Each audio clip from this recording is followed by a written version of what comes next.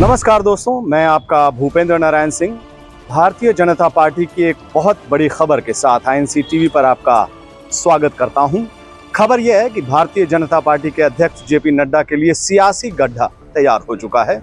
INC TV के सूत्रों के मुताबिक नड्डा साहब के सियासी कद और पद पर कभी भी गाज गिर सकती है। इस बात की ज़्यादा संभावना हो गई है क्योंकि गुजरात में शपथ ग्रहण समारोह के बाद नड्डा जी के खिलाफ कार्रवाई की बात हमारे सूत्र बता रहे थे। बीजेपी अपने अध्यक्ष के खिलाफ क्यों कार्रवाई करने जा रही है, ये समझने के लिए आपको मिर्ज़ापुर वेब सीरीज के उस दृश्य को याद करना होगा जिसमें कालीन भैया अपने बेटे मुन्ना को बचाने के लिए उसके खासम खास गुर्गे की बलि दे देते हैं।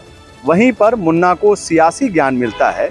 क्या ज्ञान मिलता है कि जब कुर्बानी देने का टाइम आए तो कुर्बानी सिपाही की दी जाती है। राजा और राजकुमार तो जिंदा रहते हैं सिर्फ गद्दी पर बैठने के लिए। नड्डा साहब को बीजेपी में सिपाही की श्रेणी में रखने के लिए मुआफ़ी चाहता हूं। वो बीजेपी के अध्यक्ष हैं, तकनीकी तौर पर वो पार्टी के सबसे ऊंचे पद पर विराजमान है, लेकिन पार्टी के अंदर उनकी हैसियत क्या है वो आपने देखा। कई दिनों पहले सोशल मीडिया पर जमकर वायरल एक तस्वीर हुई थी। देखिए वो तस्वीर, यही है वो वीडियो जिसको दिखाने के बाद बीजेपी के अंदर नड्डा साहब के कद और पद को लेकर मेरी सोच थोड़ी बदल गई थी। आप भी अद्भुत दृश्य पर नजरें इनायत कीजिए।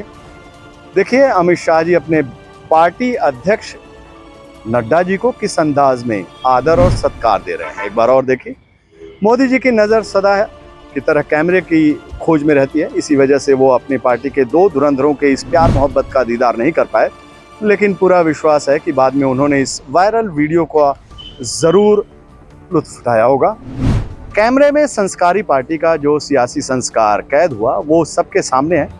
बाकी इसके आगे पीछे की अटकलों के बारे में ज़्यादा कुछ कहना उचित नहीं होगा, क्योंकि जब से ये खबर सामने आई है कि हिमाचल में हार के लिए नड्डा साहब को बलि का बकरा बनाया जा रहा है, तब से हमारी पूरी सहानुभूति जो है वो नड्डा साहब के साथ है। आपके मन में सवाल उठ रहा होगा कि आखिर हिमाचल में हार के लिए जेपी नड्डा को ही क्यों बलि का बकरा बनाया जा रहा है। तो जनाब, इस सवाल के जवाब के लिए कालीन भैया और उनके सुपुत्र मुन्ना भैया के संवाद पर एक बार फिर से गौर कीजिएगा। वो संवाद है, जब कुर्बानी देने का टाइम आए तो कुर्बानी सिपाही की दी जाती है। राजा और राजकुमार तो जिंदा रहते हैं सिर्फ गद्दी पर बैठने के लिए। उम्मीद करता हूं कि अब आप पूरा माजरा समझ गए होंगे। नड्डा साहब भले ही बीजेपी के राष्ट्रीय अध्यक्ष हैं, लेकिन व्यवहारिक तौर पर पार्टी के अंदर उनकी हैसियत अब एक सिपाही वाली ही है। राजा महाराज मोदी जी और शाह जी हैं। अब हिमाचल प्रदेश में पार्टी की हार का ठीकरा किसी के सिर पर फोड़ना ही था, ताकि मोदी जी और शाह जी की छवि पर कोई सवाल नहीं उठे।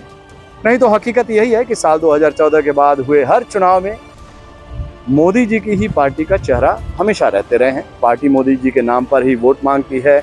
जीत का श्रेय भी मोदी ही जी को जाता है, लेकिन हार का श्रेय महामानव कैसे ले सकते हैं।